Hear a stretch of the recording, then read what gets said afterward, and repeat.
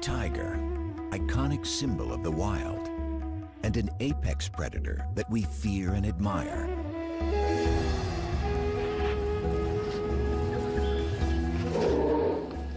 In our imaginations, they roam the jungle.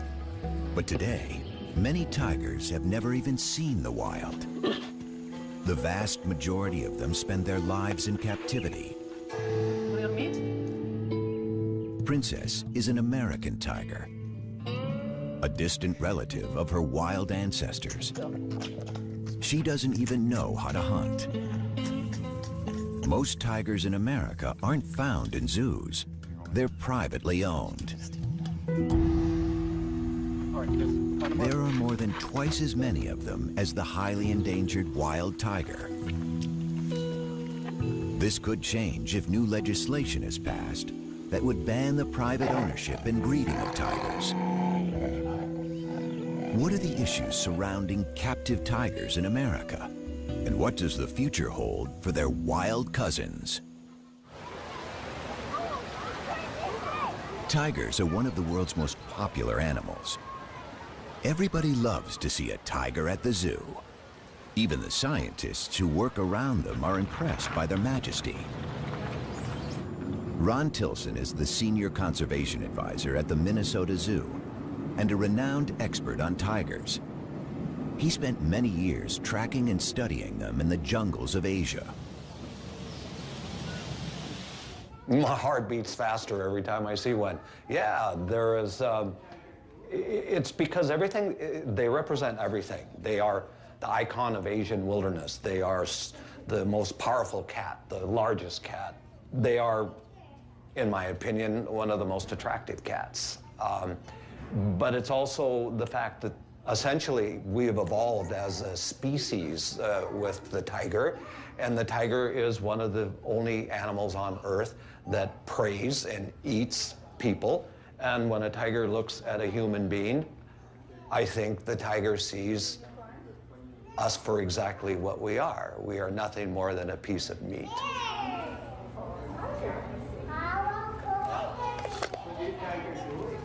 The tiger and the power it represents has always fascinated us. At the beginning of the 20th century, there were 100,000 tigers in the forests of Asia. The first tigers came to America as entertainers. Before zoos and circuses attempted to control their breeding, surplus animals found their way into private hands. Soon, everyone from the rich and famous to companies and sports teams wanted a piece of the big cat. For some Americans, like the character of Tony Montana in the movie Scarface, owning a tiger became a symbol of success.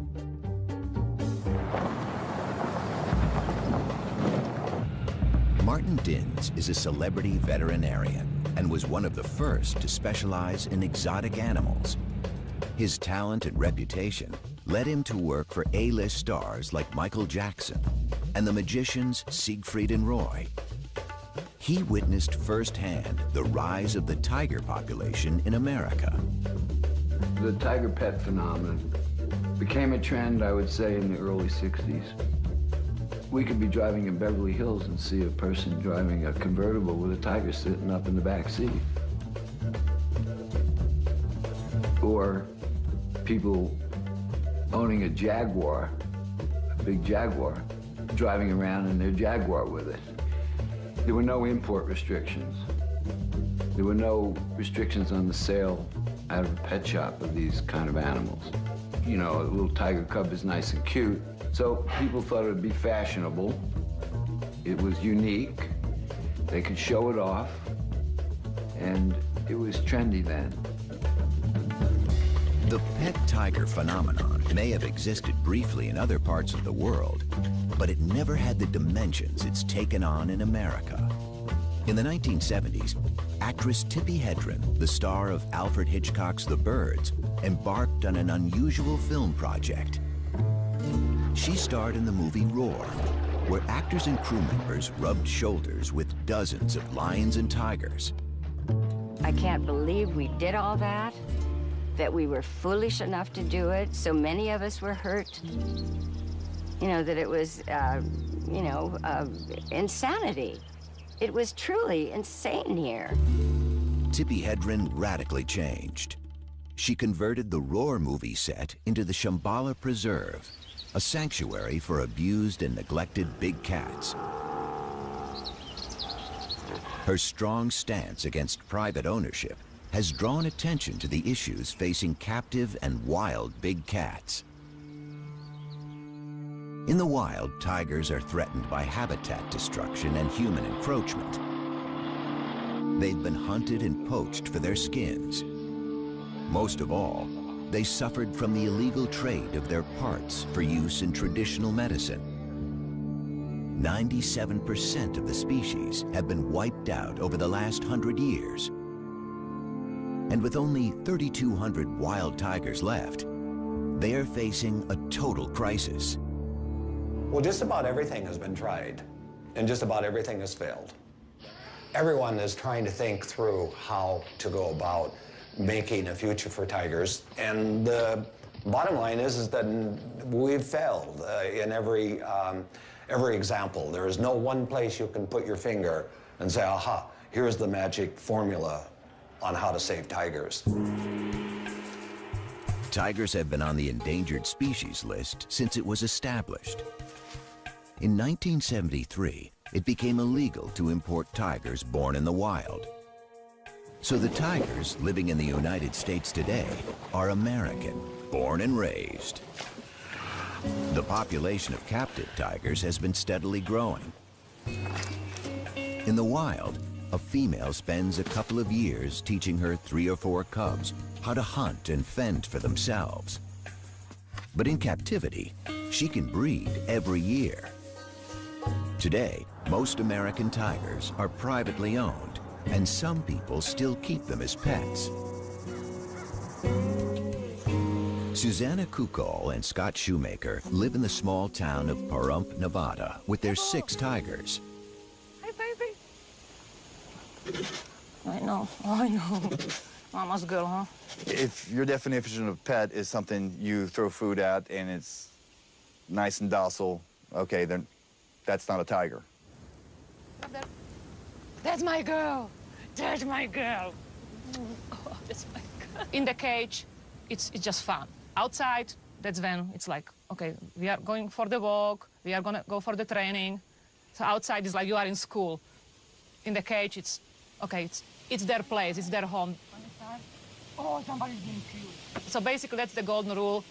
You don't push them into any serious training in the cage, and you never ever turn the back on a tiger. But not all captive tigers are pets or collector's items. Some private owners see themselves as conservationists and believe America is the tiger's Noah's Ark. Patty Perry runs her own Center for Conservation and Education in Southern California. She is also the vice president of the Feline Conservation Federation, the largest organization promoting private ownership and breeding of captive exotic cats in the United States. It's far from perfect, but in our world today, we have to have captive breeders, private captive breeders. We have to have private educators, because the zoos can't do it all. You don't get that kind of contact and that kind of one-on-one at a zoo. They have been poached, they have been hunted for their pelts and for their internal organs, and we have very, very low populations. This is Prana, the standard. The snow white is Vishnu. This is my little red-headed stepchild, and this is the one, the golden tabby. He's gonna be our biggest tiger here. The tigers is very much an emotional bond. They respond emotionally. I got them all as babies, so I bottle raised them. So there is that connection. You know, they identify me as, you know, mom with the milk. Who wants to feed a tiger? I'll kind of start on this end and give you guys a chance. I want you to hold the stick. Just hold the stick and put it right through there. Come and have a bite. Okay, who's next? These cats, being 6 generations, captive bred, and their primary contact being human beings are not going to be the same as a cat that's in the wild. It's a completely different animal. But will they ever be domesticated? No. They're wild animals. The wild nature of tigers is seen even among those in captivity. In 2003, famous Las Vegas entertainer Roy Horn was mauled during a performance by one of his beloved tigers. The tiger just grabs him, like, let's be right around here in this area, grabs him, like, just locks on him, picks him up, and just drags him. We just heard all this commotion behind the curtain, and you could hear. It reminded everyone that even trained tigers are unpredictable and dangerous. For 40 years, those guys did 2 to 3 shows a day. In the beginning, 7 days a week. That's a lot of exposure to a tiger. If you fall down in front of one of these big cats, and especially with tigers, they're gonna carry you off, regardless of what your relationship is with them. He's got a thing for me, Patty. I know, he does. In my career as a zoological veterinarian, I've worked the gamut of facilities and owners that have tigers. There's the zoos, there's the circuses, there's the private collectors. And years ago, there were a lot more of the illicit owners of these animals. But I've worked for all of them, and I don't discriminate. I have done the best I can to discourage breeding by unqualified individuals. But I took an oath, and is it my business to say, no, I'm not going to treat this tiger because you own it privately? That's on the other side of medicine for me. Lisa Ann Takansnick is an attorney in Washington, D.C. Her organization, the Wildcat Conservation Legal Aid Society, is trying to determine the exact number of privately owned tigers. Hey, I'm calling to follow up with you on the tiger research. You were going to finalize some of the numbers for which state are you still working on? What are we looking at? Alabama? The actual number of tigers in the United States is still a matter of speculation. But the enforcement of laws already in place is problematic. Legislation varies from state to state. At the federal level, the Department of Agriculture and the Department of Interior both enforce different laws affecting tigers. There is no single government body responsible for tiger welfare. Well, we don't really know how many tigers are held captive in the United States. It's a very good question because estimates tend to go all over. Some say there's 5,000 cats in captivity, tigers. Some say there's up to 10. The problem with the numbering system is that the 2 federal agencies that are there to enforce our Endangered Species Act and the Animal Welfare Act don't know how many tigers are out there, which is very troubling because we need to get a handle on the number of cats. As hard as it is to imagine, big cats can be found everywhere, even on the 5th floor of an apartment building in the heart of New York City, like on an October day in 2003. This police video shows Ming, a full-grown 325-pound tiger, left home alone by its owner in Unit 5E of a Harlem apartment building. If the number and the location of big cats is a source for concern, a larger concern might just be the irresponsible owners. Screening for them remains difficult. In 2005, near the Ronald Reagan Presidential Library in Moore Park, a stunning example of human-tiger conflict occurred. I saw a tiger right there, just real slow, huge. He was about this high up to the fence. Newly retired George Gross was the incident commander at the California Fish and Game Department. For more than 3 weeks, he chased a tiger on the loose in a residential area. He got no help from the cat's owner, and on a February morning, he had a difficult decision to make. Basically, this was like a city living in fear for a month because somewhere there was this large tiger running around in their neighborhood. We didn't see it for quite a while, but we knew it was in here. So when it climbed out, it was like it came out of nowhere. All of a sudden, everybody could see it, and it started walking around quite slowly through the grass. You know, I was within 150 yards of it. First thing I thought was, like, what a majestic animal. This thing's beautiful. But then, you know, I came back in, it's like, but I have this job to do too. So it started walking towards me, and then it started going up a trail. I sat there and said, I can't have it up here on the soccer field, baseball field, and our opportunity to take a shot really diminishes. So that's when I gave the order for people with rifles to, if they had a clean shot, to take the shot. The male tiger, weighing as much as 600 pounds, was taken from the hills near the Ronald Reagan Presidential Library by wildlife officials who say they had no choice but to kill it. I've always felt that I, unfortunately, made the right decision. And, you know, to be honest, is the first thing I did was pat him and say I was sorry. Because I knew I didn't want to kill him. George Gross was not the last law enforcement agent faced with such a decision. There was an even more dramatic incident on October 18, 2011, when there was a massive release of wild animals in Zanesville, Ohio. The owner of a private zoo threw open the gates of his facility before committing suicide. This time, it wasn't one tiger, but 18 on the loose. They were all killed by the authorities along with lions, bears, and monkeys.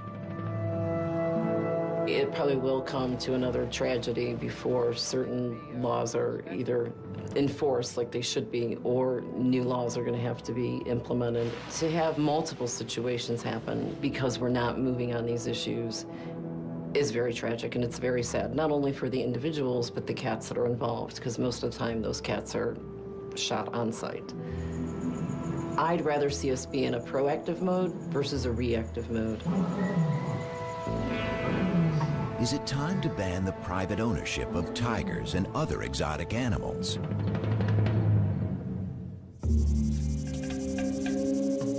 "26 states banned the private ownership of tigers, but in many states, it's still legal to own and breed them if you have a permit.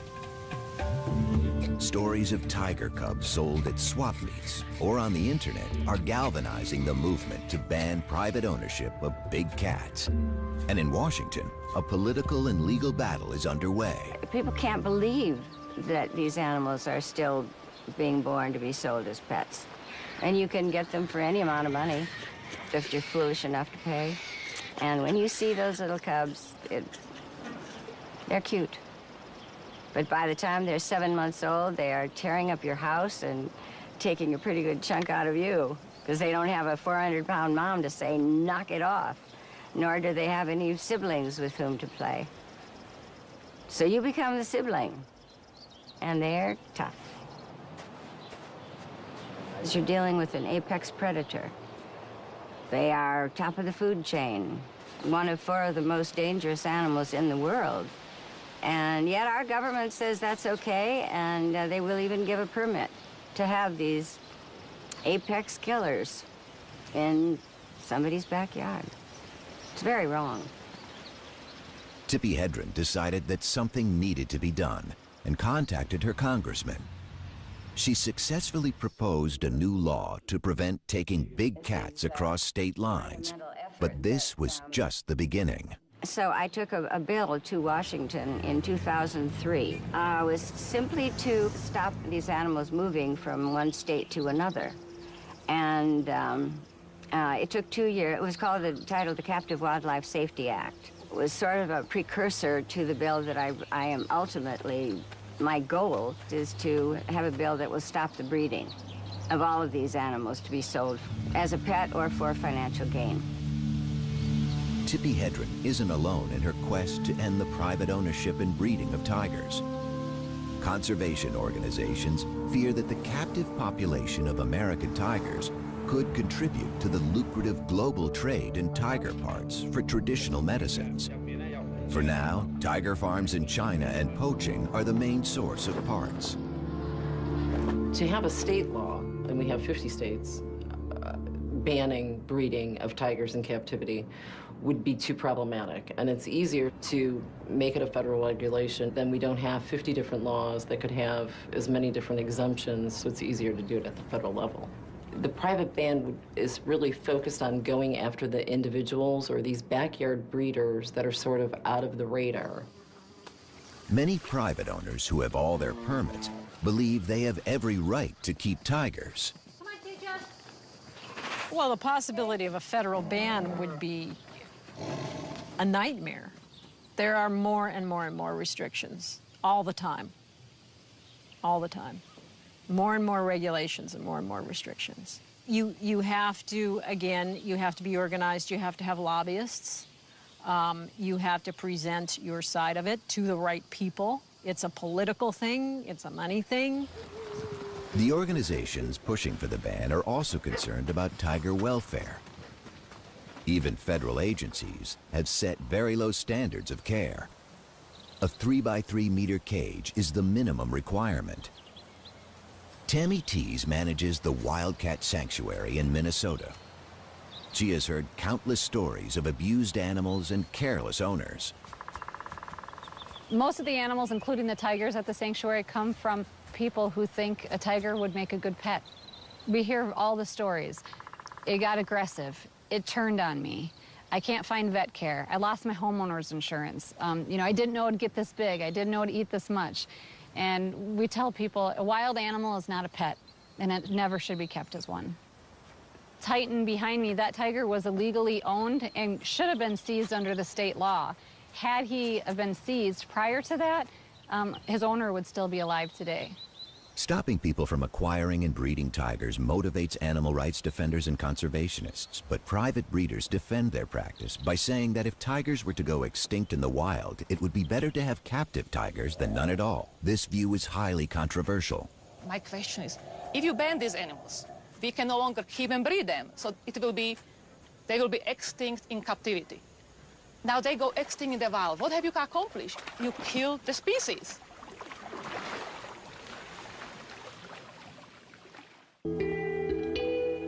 A ban on breeding or keeping tigers has broad implications. While the United States looks to control unregulated breeding of tigers by private owners, across the world, extraordinary efforts are being made to save tigers in the wild. For Ron Tilson, zoo tigers represent a backup for the wild population. He has been the coordinator of the Tiger Species Survival Plan, designed to maintain healthy and genetically diverse tigers. In the zoo world, we try and have what we call a hands-off management. That means let's not touch tigers, let's not play with tigers, let's consider them really quite dangerous. For the longest time, I refused to even call a tiger by a name. I'm not particularly fond of house names. To me, they're numbers. They're a stud book number, and I see a tiger more as a collection of genes. And what I'm concerned about is the future, way down the line, that these animals still maintain their tigerness. Scientists have divided tigers into 9 subspecies. 3 of them have already gone extinct: the Bali tiger in the 1940s, the Caspian tiger in the 1970s, and the Javan tiger in the 1980s. Surviving are the Siberian or Amur tiger, the Bengal, the Indo-Chinese, the Malayan, and the Sumatran tigers. They are all endangered. And the last South China tigers can only be found in captivity. We know every tiger in the North American zoos, and we know its lineage. We know every parent, grandparent, great-grandparent, great-great-grandparent, all the way back to its wild-caught mother and father. So we know exactly where they came from in Russia for the Amur tigers, and we know who they mated with and who their offspring. So we have these like giant family trees. Unlike most zoos, most private owners don't know the lineage of their tigers because no one has kept track of their pedigrees. Yeah, there you go, Elvis. Tigers from different subspecies resemble each other, and most breeders aren't interested in keeping subspecies pure. As for subspecies, I don't believe in them. I don't care. And some of them might have more Bengal blood in them because some of them don't actually grow the big, thick fur in winter. Some of them do, so I know they have a lot of Siberian blood with them. The white tiger is the best example of breeding for looks. Loved for its striking appearance, it's not a subspecies, but a color morph, the result of a recessive gene that causes 1 in every 10,000 tigers to be born white. White tigers are almost non-existent in the wild, but they are often bred in captivity. This has made them highly inbred and more susceptible to health problems. And that's not the only consequence of private ownership. People notice that many tigers in captivity might be bigger than in a wild, because in a wild you need to stay athletic to catch prey. In captivity, they get their food served basically on a silver platter. And one of the reasons many tigers in captivity are huge, they are simply fat, they are obese, not good for their liver. A lot of the stuff American tigers are fed, it's basically stuff we eat, it's from supermarket. Some of the meat might have some hormones in them. The other theory is some breeders might selectively breed for bigger size because it looks impressive on display. Huge tiger, it looks more impressive than small tiger. Might be simply because they just don't exercise as much as the ones in the wild, because any cat, even in the wild, if they don't have to move, they don't move, they sleep. The scientific community has labeled these tigers as generic. They look like tigers, but are they really?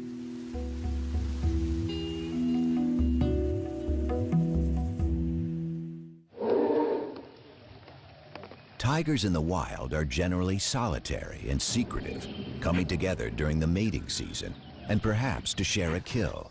In captivity, they become very sociable with both humans and other tigers. They haven't been taught how to hunt and could starve if left on their own. Has the very essence of tigerness been bred out of them?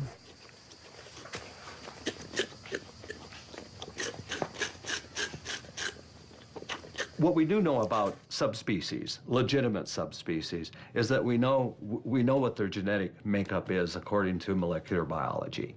Okay, it can be defined. And that is why the private ownership tigers, they will never contribute to the conservation of wild tigers, simply because, not because they're not a tiger, because in a sense they are a Panthera tigris. That's the Latin name for what a tiger is. But they've lost their tigerness. They've lost their tigerness, and what we mean by that is they have been inbred and crossbred to the point where no one knows what their lineages are, and everyone knows the more inbreed you have, the greater risks or susceptibility to diseases. You become less fit, and when you become less fit, your ability to survive in the wild becomes negligible. The American tiger is really a junk tiger. It is nothing more than an illusion of a tiger. In 2005, Ron Tilson and Tammy Tees worked together to stop the breeding of tigers in Minnesota. They're concerned about the conditions in which private tigers are kept. So Sabrina is supposed to be a Sumatran Bengal mix, and she's our worst abuse case we've seen. She charged the fence nonstop. Mm-hmm. Yeah. But she does have, from this up around the face and that, sort of this Sumatran look to her with the really black stripe. And she's got a lot longer. They'd welcome a federal ban on breeding and ownership if it were to pass tomorrow. I wouldn't want to see these animals abused. You can't do that. That I would lose sleep over. But I would certainly like to see them all neutered, and I would like to see them well taken care of until they die. Would that bother me? No, that would put me to sleep really well. We'll just simply lose a large number of worthless tigers that consume resources that should be spent on wild tigers, and that actually corrupt the message that we're doing something wonderful for tigers, when in fact we're not doing anything for tigers. Why are we spending all of this time and energy and money in trying to protect the right to own this or even allowing it to happen and putting people at risk. And I keep coming back to these same issues. I don't get it. I don't get why it isn't stopped.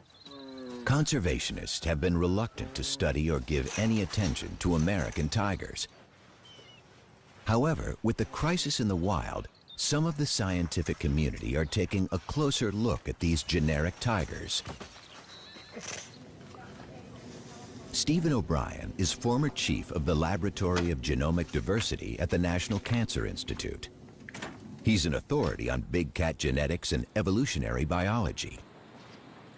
But his work has sparked controversy in the conservation world. Is there a value in the admixture in tigers?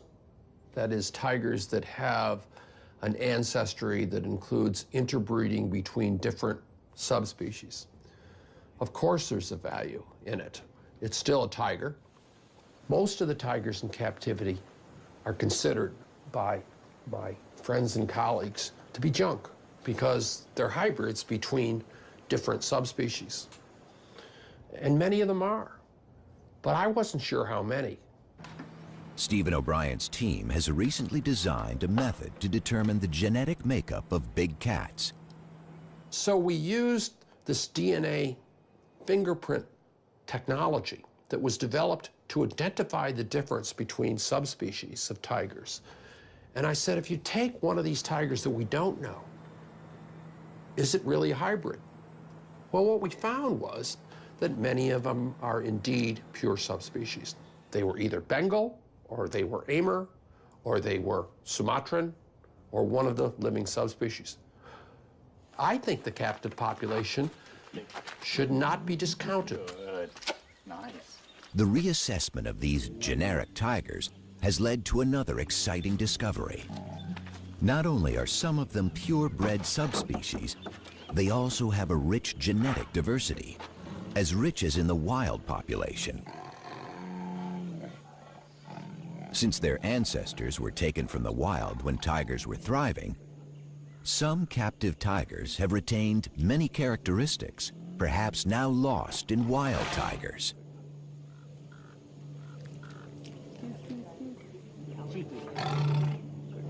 Tiger conservationists have been quick to point out that the sample studied by Stephen O'Brien did not backyard-bred tigers. Still, he believes that each tiger counts. My personal feeling about it is we're backing up a tiger population in the wild that is not doing very well. And to tell you the truth, I'd rather have the animal alive in a few hundred years than simply lose it by exterminating all the captive animals, which is, one solution. Maybe that's not a reasonable thing. I realize not everybody agrees with that. But I really think that, when evolution creates a species as magnificent as the tiger, it only does it once. And if you lose it, it's not going to come back. It seems that some captive tigers could play a role in the survival of the species. But what about privately owned American tigers? Will they be around long enough to be part of the solution? The wild tiger population was almost 10,000 in 1990. 20 years later, there are only about 3,000 animals left, and they are vanishing faster than ever. When I first moved into this office 25 years ago, I had this big concrete wall and I wondered what I wanted to put on it. And it came to me, why don't I have the covers of magazines that are focusing on tiger issues? It starts back here, The New Scientist. Does the tiger have a future? That's what we're talking about right now.